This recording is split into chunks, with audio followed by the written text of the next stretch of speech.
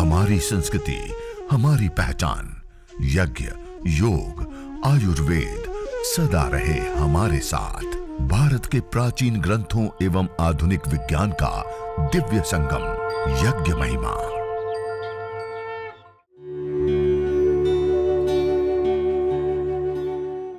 भारतीय संस्कृति में यज्ञ, योग एवं आयुर्वेद जैसी अमूल्य विद्याएं हैं, जिसका मूल है वेद।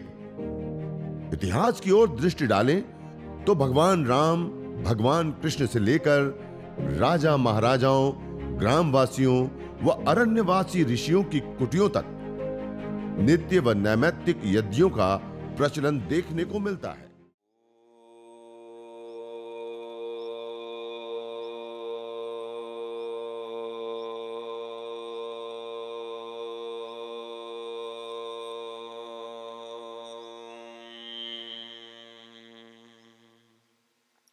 अग्निमीळे पुरोहितं यज्ञस्य देवमृत्विजं होतारं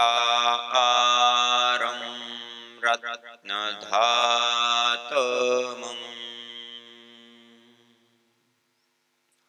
सर्वरक्षक परमपिता परमात्मा को, प्रभु को याद करते हुए, उनको नमन वंदन प्रणाम करते हुए और जिनकी असीम कृपा, तप और पुरुषार्थ के कारण आज हम सब लोग, हम ही नहीं पूरा विश्व जिस जीवन विद्याओं से आलोकित हो रहा है, ऐसे परम पूज्य श्रद्धेय स्वामी जी महाराज, परम पूज्य श्रद्धेय आचार्य श्री महाराज के पावन श्री चरणों को याद करते हुए, उनको उनकी सूक्ष्म उपस्थिति को नमन वंदन प्रणाम करते हुए और मंच के ऊपर उपस्थित इस व्यक्ति निर्माण से विश्व निर्माण के इस ऐतिहासिक कार्य में परम पूज्य श्रद्धेय स्वामी जी महाराज, परम पूज्य श्रद्धेय आचार्य श्री महाराज के मार्गदर्शन निर्देशन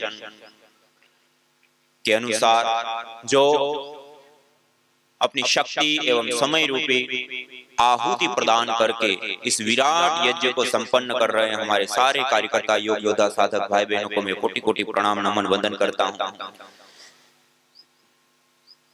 और आप सभी योगी, याजिक, साधक भाई बहन आज इस विशेष द्रव्य यज्ञ, योग यज्ञ एवं ज्ञान यज्ञ का यह त्रिवेणी संगम यज्ञ महोत्सव, यज्ञ, योग और आयुर्वेद के द्वारा हम अपनी जीवन शैली को कैसे उज्जवल बना सकते हैं, इस जीवन विद्याओं को अपने जीवन में उतार करके हम अपने जीवन को कैसे सुंदर बना सकते हैं, इसके लिए जिज्ञासु होकर के आए हुए आप सभी साधक श्रोतागणों को भी मैं कोटि कोटि प्रणाम नमन वंदन करता हूं। आज हम मुख्यतया प्रधानतया इस सत्र में हम चर्चा करेंगे यज्ञ, हवन, अग्निहोत्र। देखिए, आप सभी लोगों ने कहीं ना कहीं किसी न किसी रूप में यज्ञ अपने हाथों से किया है, देखा है, उसके बारे में बहुत सारा कुछ सुना भी है। हम आज जिस यज्ञ की चर्चा करेंगे, आपको हो सकता है बहुत सारी बातें उसमें पहली बार आप सुन रहे होंगे, लेकिन यह विद्या प्राचीन विद्या हमारे वेद, उपनिषद, दर्शन से लेकर के हमारे प्राचीन जितने भी आलोक ज्ञान के शास्त्र हैं, उन सब में इसका विशेष रूप से महत्व बताया गया है। प्रधानतया हमारे शास्त्रों में 21 प्रकार के यज्ञ बताए गए। कितने प्रकार के यज्ञ बताए गए हैं? 21 प्रकार के प्रधान रूप से। उसमें कुछ यज्ञ होते हैं जो नित्य यज्ञ होते हैं, जो प्रतिदिन करने होते हैं। कुछ यज्ञ होते हैं जो नैमित्तिक यज्ञ होते हैं, किसी निमित्त विशेष जो किए जाते हैं। और कुछ यज्ञ होते हैं जिसको काम्य यज्ञ कहते हैं, जो किसी कामना विशेष प्रवृत्त होकर के जो यज्ञ किए जाते हैं। कुछ नित्य यज्ञ, कुछ नैमित्तिक यज्ञ और कुछ काम्य यज्ञ। नित्य यज्ञ जैसे पंच महायज्ञ, जो हम प्रतिदिन हमें करना होता है, जिसमें ब्रह्म यज्ञ, देव यज्ञ, बलिवेश्व देव यज्ञ, अतिथि यज्ञ, पितृ यज्ञ आदि कुछ होते हैं नैमित्तिक यज्ञ जो निमित्त विशेष से करते हैं, जैसे हम दीपावली पर, शारदीय नवसष्ठी, इस होली पर, वासंतीय नवसष्ठी, मानी जो नए अन्न आते हैं उसका सेवन करने से पहले उसकी अग्नि में आहुतियां देते हैं। या फिर जो हम संस्कार शादी विवाह से लेकर के अलग अलग संस्कार करते हैं, जैसे वैदिक परंपरा के अनुसार देखें तो हमारे जीवन में जो 16 प्रकार के संस्कार होते हैं वो भी यज्ञ के साथ जुड़े हुए, हमारे पर्व भी यज्ञ के साथ जुड़े हुए। तो ये जो किसी निमित्त विशेष से जो प्रवृत्त होकर के यज्ञ किए जाते हैं उसको कहते हैं नैमित्तिक यज्ञ। और तीसरे होते हैं काम्य यज्ञ, जैसे किसी कामना विशेष से, किसी उद्देश्य विशेष से प्रवृत्त होकर के जो यज्ञ किए जाते हैं। प्रभु श्री राम का जन्म कौन से यज्ञ से हुआ था? आपने रामायण में सुना होगा, पढ़ा होगा, देखा होगा। कौन सा यज्ञ कराए थे? महर्षि श्रृंग के पौरोहित्य में राजा ने पुत्र कामेष्टि यज्ञ कराया और उसके परिणाम स्वरूप राम जैसे रत्न प्राप्त हुए। आज भी हम उसको नहीं भूल पा रहे। ये सारे काम्य यज्ञ, किसी कामना, स्त्री कामो यजेत, पुत्र कामो यजेत, स्वर्ग कामो यजेत, किसी कामना विशेष से प्रवृत्त होकर के जो हम यज्ञ करते हैं उसको कहते हैं काम्य यज्ञ। आज हम 2 यज्ञ के बारे में खास करके जानेंगे, एक देव यज्ञ और दूसरा चिकित्सा यज्ञ। कौन कौन से बारे में जानेंगे? चिकित्सा यज्ञ, देव यज्ञ और चिकित्सा यज्ञ। देखिए, सामान्य रूप से जब हम यज्ञ करते हैं ना तो बहुत सारा समय चाहिए होता है हमें, बहुत सारी वस्तुओं की एक लंबी सी लिस्ट होती है, इतनी सारी वस्तुएं हमें चाहिए होती हैं। उसके साथ साथ उस यज्ञ को संपन्न कराने के लिए कोई पंडित, ब्राह्मण, पुजारी या जिनको इस विद्या विशेष रूप से आती हो वो व्यक्ति विशेष चाहिए होता है। उसके बाद हम उस यज्ञ को कर सकते हैं। लेकिन आज अभी हम जिस 2 यज्ञ की चर्चा करेंगे, देव यज्ञ और चिकित्सा यज्ञ, ये 2 यज्ञ कोई भी व्यक्ति कर सकता है। बहुत ज्यादा उसके लिए समय नहीं चाहिए, कम से कम 7 मिनट समय चाहिए। कितना समय चाहिए?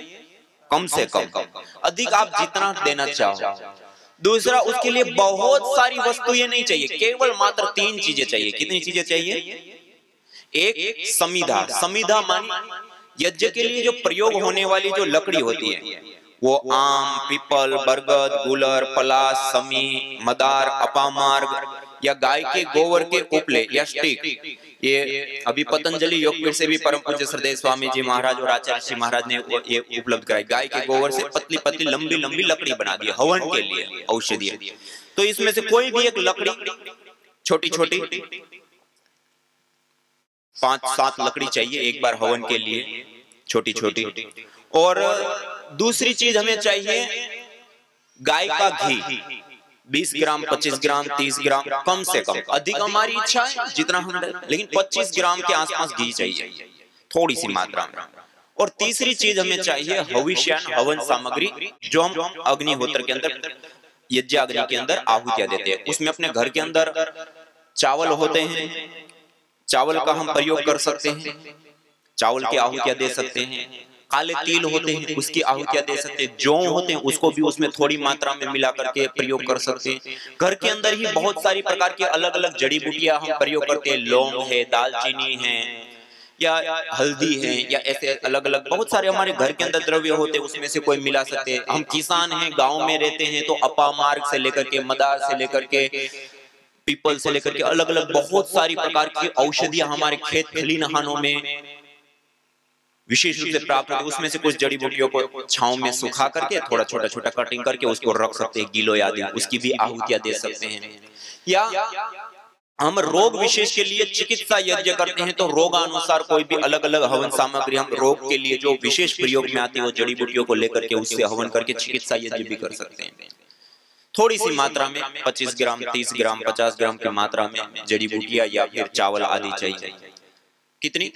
3 चीजें, एक समिधा, गाय का घी और हविष्यान। ये 3 चीजें चाहिए। 3 चीजें हैं और 7 मिनट का समय। और तीसरा, देव यज्ञ और चिकित्सा यज्ञ के लिए बहुत लंबा विधि विधान नहीं होता है, और इस यज्ञ को हमें स्वयं अपने हाथों से करना होता है। इसके लिए कोई स्पेशलिस्ट जो इस विद्या को जानते हैं ऐसा व्यक्ति विशेष की हमें अपेक्षा आवश्यकता नहीं होती, हम अपने हाथों से कर सकते हैं। इसमें देव यज्ञ के कुछ विशेष मंत्र होते हैं, 16 विशेष आहुतियां हम प्रदान करते हैं, 4 प्रातःकालीन 4 सायंकालीन विशेष आहुतियां होती हैं। उससे अतिरिक्त वो भी हमें नहीं आता है तो गायत्री मंत्र या महामृत्युंजय मंत्र का जाप करके उसी के अंत में स्वाहा शब्द को जोड़ करके पहले आचमन, अंगस्पर्श, पवित्रीकरण, शुद्धिकरण की छोटी सी 1 मिनट की प्रक्रिया होती है, अभी हम करके देखेंगे और कल भी विशेष रूप से हम करेंगे। छोटी सी 1 मिनट की प्रक्रिया होती है शुद्धिकरण पवित्रीकरण की, और प्रक्रिया को दोहरा करके और उसके बाद प्रदीप यज्ञाग्नि के अंदर हम विशेष रूप से गायत्री मंत्र, महामृत्युंजय मंत्र, देव यज्ञ मंत्र से 11 आहुति, 21 आहुति, 51 आहुति हम प्रदान कर सकते हैं। मानिए 7 मिनट का समय चाहिए, 25-30 ग्राम घी, 25-30 ग्राम जड़ी बूटियां और थोड़ी सी छोटी छोटी 5-7 लकड़ियां चाहिए। तो हम स्वयं अपने हाथों से उस यज्ञ को कर सकते हैं। कौन कौन से यज्ञ को कर सकते हैं? हाँ, देव यज्ञ और चिकित्सा यज्ञ, ये दोनों को हम कर सकते हैं। अब देखिए, जब हम यज्ञ करते हैं, हवन करते हैं, अग्निहोत्र करते हैं, तो उसके अंदर जब अलग अलग जड़ी बूटी और गाय की घी की आहुतियां देते हैं तो क्या हो जाता है? क्या हो जाता है? जलने पर द्रव्य क्या हो जाता है? भस्म हो गया, नष्ट हो गया, खत्म हो गया। 1 किलो घी था, 1 किलो जड़ी बूटियां थी, अग्नि में डाल दिया, अब कहां गया? कोई काम का। सामान्य रूप से हमें ऐसा दिखता है। यदि हम साइंस को जानते हैं तो ये हमारे मन में ना आता। हम जो भी द्रव्य अग्नि के अंदर डालते हैं, नास शब्द का अर्थ क्या होता है? नास, नस अदर्शने, नास कारण लय। नास शब्द का होता है अदर्शन हो जाना। पहले हमें ये जड़ी बूटी आदि दिखाई दे रही हैं, अग्नि में डालने के बाद ये दिखाई नस अदर्शन, अदर्शन हो जाएगा, अब नहीं दर्शन होगा उसका। नास कारण लय, अपने कारण में लय हो जाएगा। जिससे ये बना है, किससे बना है? कोई भी चीज किस चीज से बनती है? एनर्जी, ऊर्जा से ये चीज बनती है और उसी में वापस वो रूपांतरित हो जाती है, अपने कारण में लय हो जाती है। कहने का अभिप्राय है, अग्नि के अंदर डाला हुआ द्रव्य का सर्वथा अभाव नहीं होता है, उसका रूपांतरण होता है। क्या होता है? रूपांतरण। और रूपांतरित होती है गैस फॉर्म में, पार्टिकल्स के रूप में, एनर्जी, ऊर्जा के रूप में। अग्नि के अंदर कोई भी चीज की आहुति देते हैं तो वो रूपांतरित होते हैं। जैसे हमारे पास एक पात्र के अंदर जल है, अब इस जल को मैं वेट भी कर सकता हूँ, देख भी सकता हूँ, छू भी सकता हूँ, व्यवहार भी कर सकता हूँ, लेकिन इसको 100 डिग्री पर मैं गर्म कर दूंगा तो ये पानी क्या हो जाएगा? वाष्प बन जाएगा। वाष्प बन जाएगा तो अब क्या उसका वेट में कर पाऊंगा, उसको मैं छू पाऊंगा, उसके साथ व्यवहार कर पाऊंगा। लेकिन क्या मैं ये भी कह सकता हूं कि ये पानी नष्ट हो गया? क्या कहूंगा? रूपांतरित हो गया। ऐसे ही धरती पर का कोई भी द्रव्य नष्ट अर्थात सर्वथा अभाव उसका नहीं होता है, वो रूपांतरित होता है। क्या होता है? जब वो रूपांतरित होता है तो 3 रूपों में रूपांतरित होता है। कितने रूपों में? गैस फॉर्म में, पार्टिकल के रूप में और ऊर्जा के रूप में। जब वो रूपांतरित होता है, जैसे हम हवन में मुख्यतया गाय का घी का प्रयोग करते हैं। गाय के घी के अंदर सैचुरेटेड फैटी एसिड होता है, उसके जलने पर कीटोन्स बनते हैं और कीटोन्स के टूटने पर कार्बन की अपेक्षा 6 गुना ज्यादा हमें ऑक्सीजन मिलती है। और जब वो अग्नि के अंदर हम आहूत करते हैं और वो जो रूपांतरित होता है गैस फॉर्म में, 1864 गुना बढ़ जाता है। कितना गुना?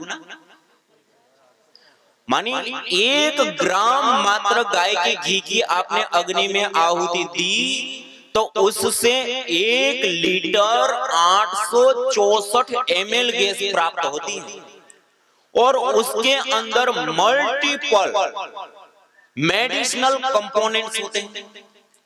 और जैसे मैंने कहा ना, सैचुरेटेड फैटी एसिड होता है, उसके जलने पर कीटोन्स बनते हैं और कीटोन्स के टूटने पर कार्बन की अपेक्षा 6 गुना ज्यादा ऑक्सीजन भी देता है गाय का घी हवन के अंदर होमने से।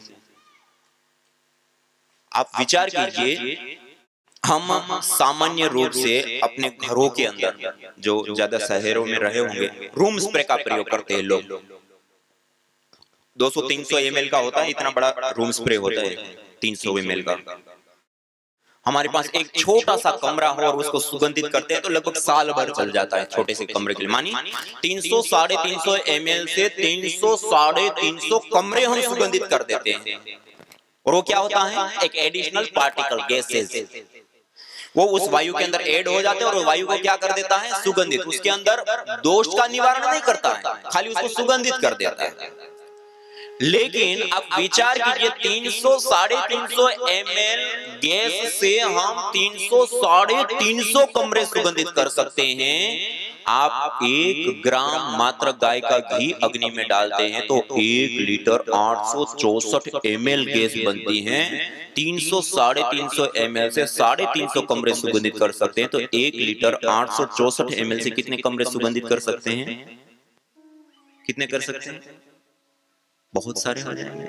और हम एक बार यज्ञ करते तो 10 ग्राम, 20 ग्राम, 25 ग्राम, 30 ग्राम घी से हवन किया तो उससे कितना बड़ा लाभ होगा?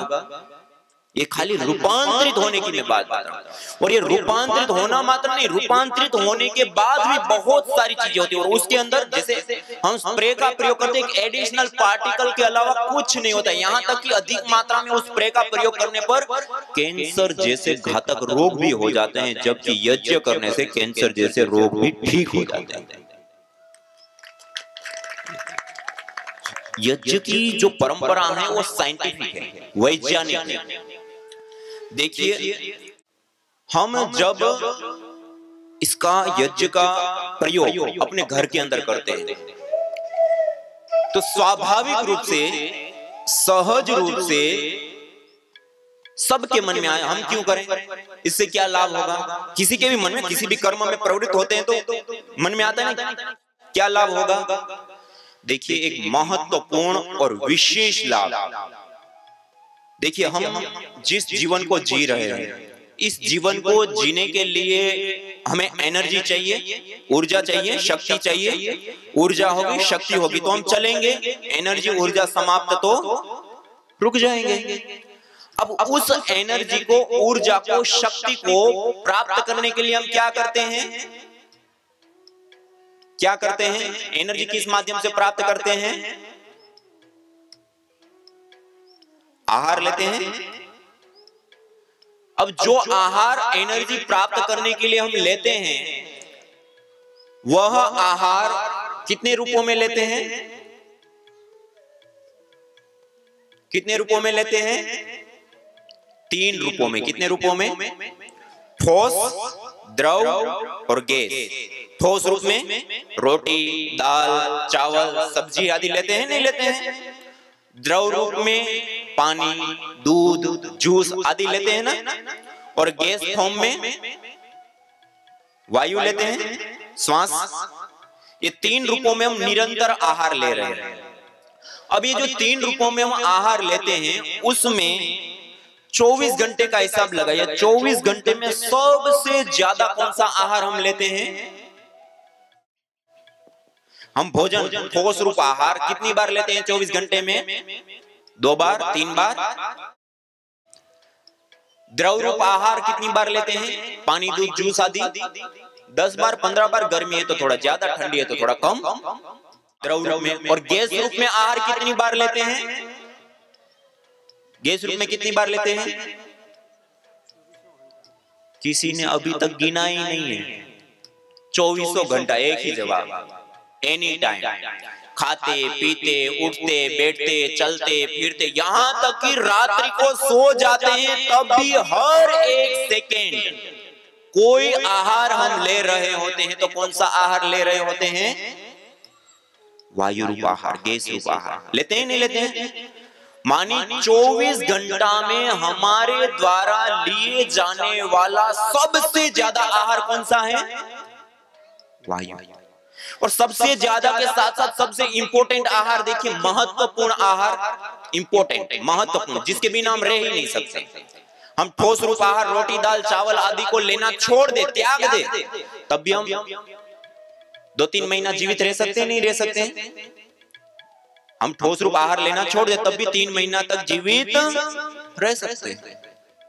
हम द्रव रूप आहार, पानी, दूध, जूस आदि लेना छोड़ दे तब भी हम 3 सप्ताह तक जीवित रह सकते हैं। लेकिन गैस रूप आहार, वायु छोड़ दे तो कितनी देर जीवित रह पाएंगे? 2 से 3 मिनट भी जीवित नहीं रह सकते। मानी सबसे ज्यादा के साथ साथ सबसे इंपॉर्टेंट, महत्वपूर्ण, जिसके बिना 2 मिनट भी हमारा जीवन संभव नहीं है, वो कोई हमारा आहार है तो क्या है? वायु रूप आहार। और उस वायु का शोधन करना, उस वायु का पोषण करना, उस वायु को सुगंधित करना, मेडिकेटेड बनाना, उसके अंदर जीवनीय शक्ति का संचार करने का कार्य किसी माध्यम से संपन्न होता है तो वो यज्ञ, हवन, अग्निहोत्र। ये इतनी बड़ी चीज, हम सुबह से शाम तक पेट भरने के लिए काम करते हैं।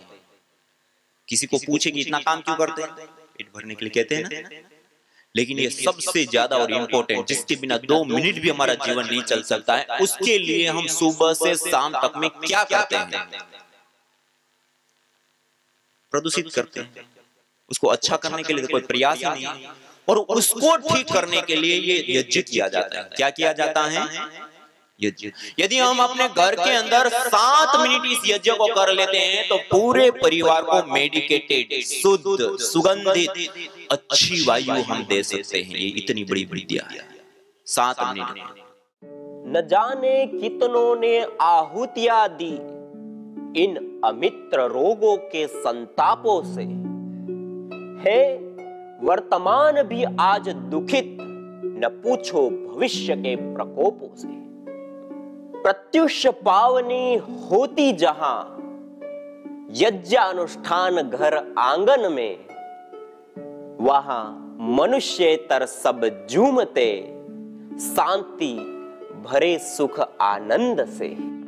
इदम हवीर यातो धाना नदी फेना इमाम वहत, अर्थात जैसे नदी का जल जाग को बहा ले जाता है, वैसे ही यज्ञ में आहूत की हुई हवि सभी प्रकार के रोग, दोष, ताप, संतापों को वैसे ही बहा ले जाती है जैसे नदी जागो।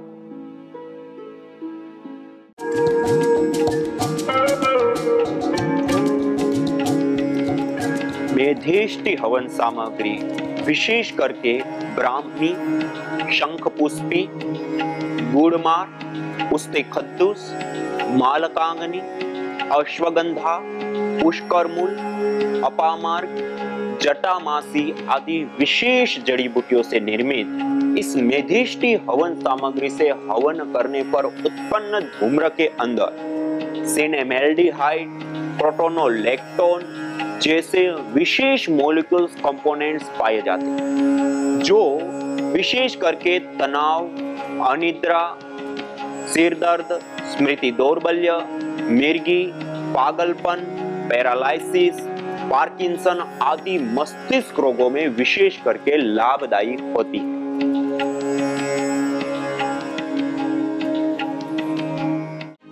यज्ञ भारतीय संस्कृति का मूल है। तो आइए हम संकल्प लें, संसार के श्रेष्ठतम कर्म यज्ञ को अपनाएं।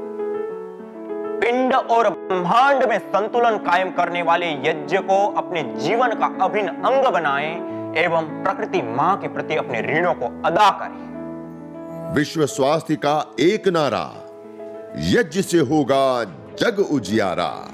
भारतीय संस्कृति की अमूल्य विरासत यज्ञ की महिमा को जानने हेतु वैदिक चैनल पर प्रतिदिन प्रातः एवं सायं 11:30 बजे यज्ञ महिमा कार्यक्रम से जुड़े। विशेष जानकारी हेतु संपर्क करें। मोबाइल 9068565306।